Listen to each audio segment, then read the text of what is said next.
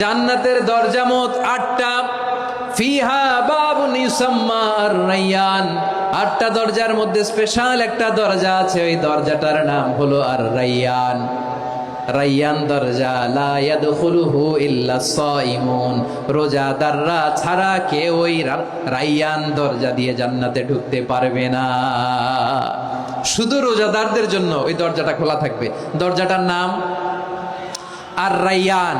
এই লাখো জনতা আওয়াজ করলে এই আওয়াজ হয়, বলেন রোজাদারদের জন্য জান্নাতে স্পেশাল যে লাল গালিচার সংবর্ধনা এন্ড স্পেশাল এন্ট্রি, ওই দরজাটার নাম কি? অনাগত সন্তান যদি কারো আসে, ছেলে সন্তান, নাম রেখে দিয়েন আর-রায়্যান। লা ইয়াদখুলুহু ইল্লা সাইমুন। রোজাদাররা ছাড়া কেউ ঢুকতে পারবে না। মান দাখালাহু লাম ইয়াজমা আবাদা।